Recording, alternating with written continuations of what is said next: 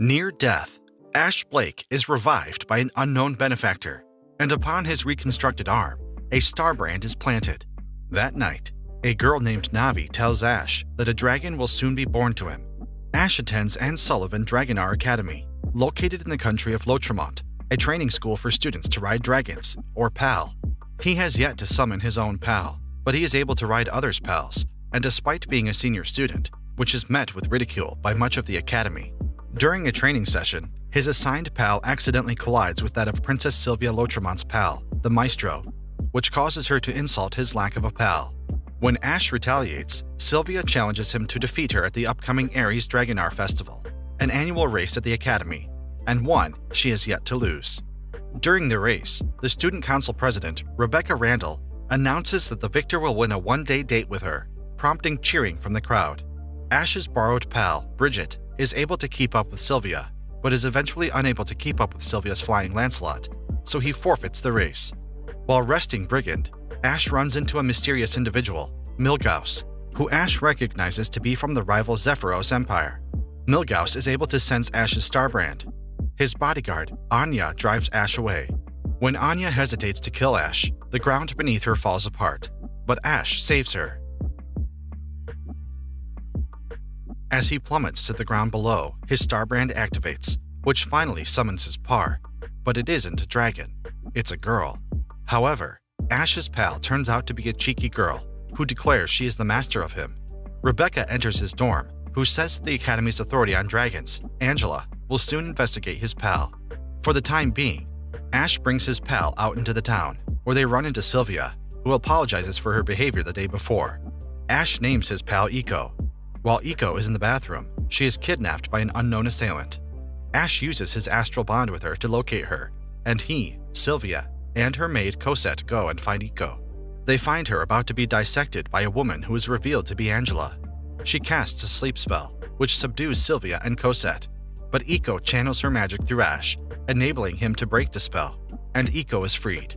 The next day, Ash and Sylvia are shocked when Angela becomes their homeroom teacher. Ash is invited by Rebecca to join the student council, who wants his help in dealing with the two spies from the Zephyros Empire.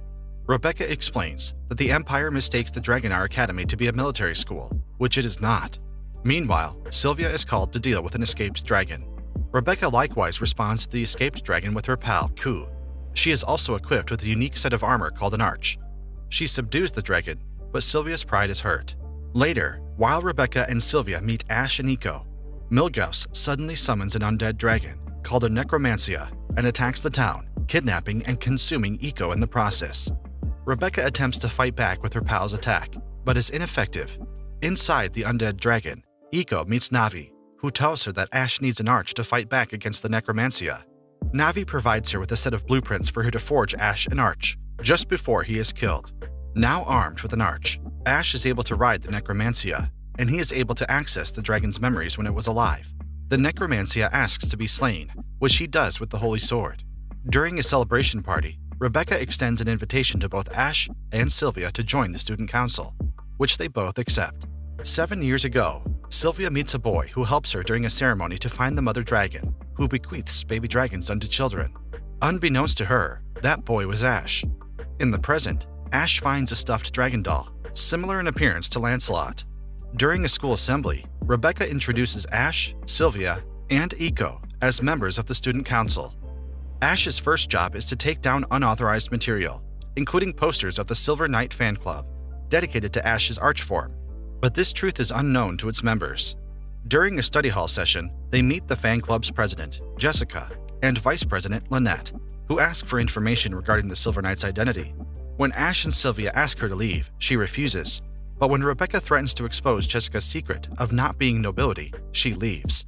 Rebecca later explains that being an arch is equal to having a noble rank, which means if Jessica were to marry Ash, she would be true royalty.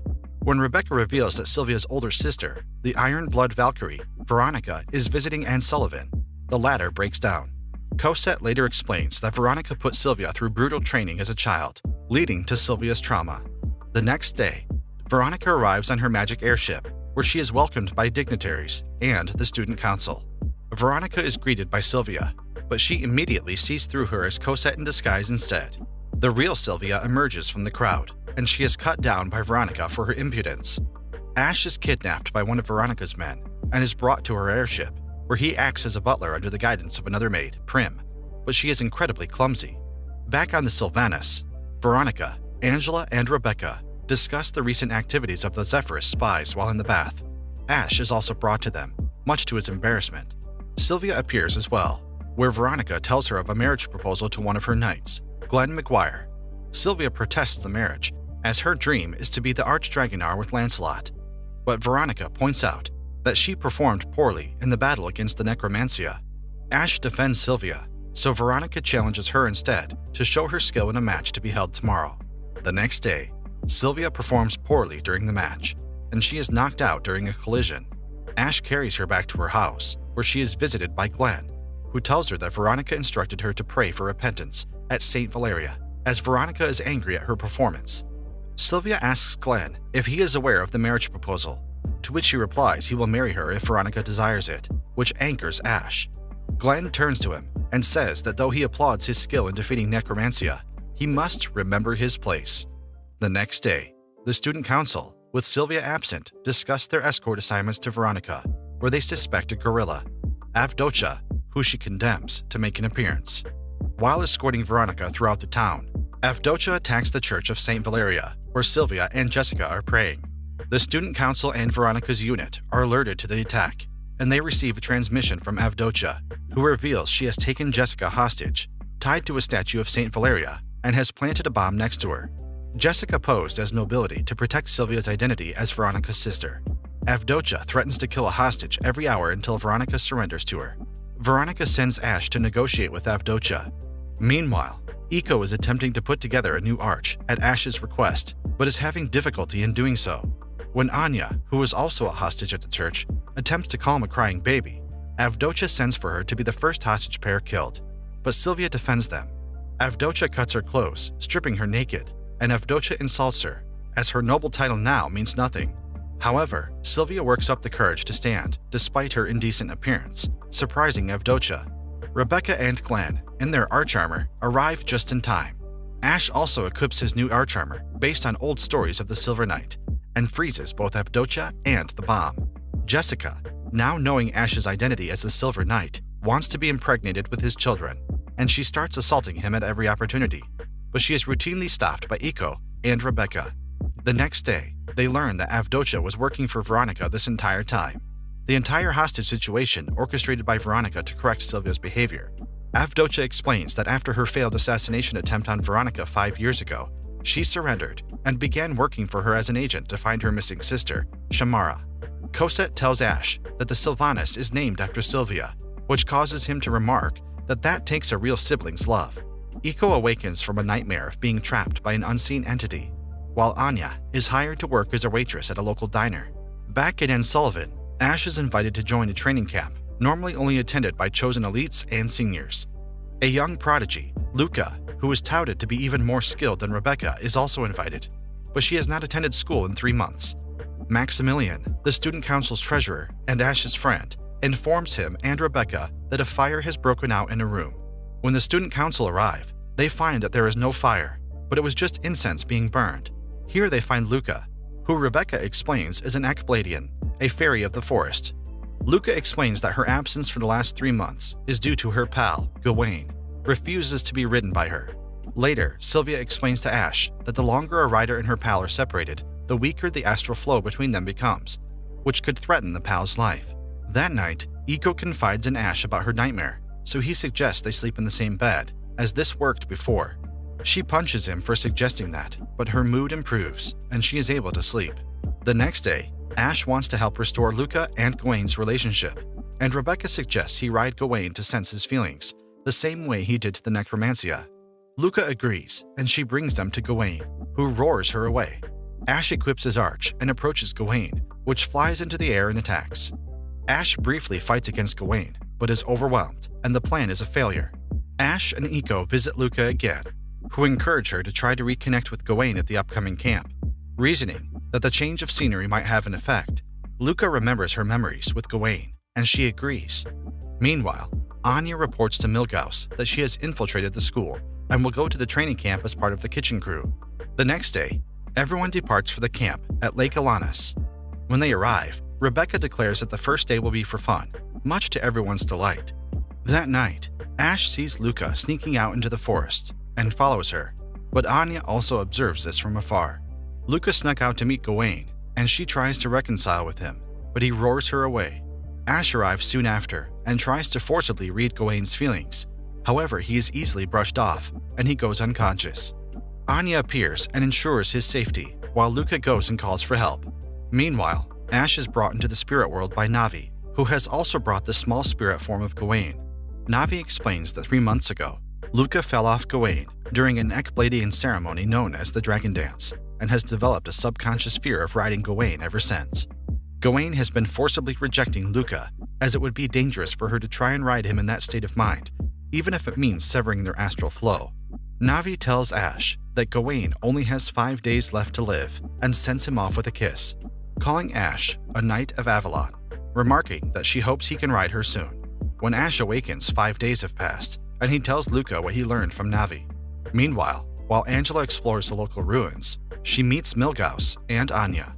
When Milgauss calls Angela Anne, she realizes that Milgauss could be the disgraced Prince Julius, who was said to be executed for committing a grave taboo of dragon killing.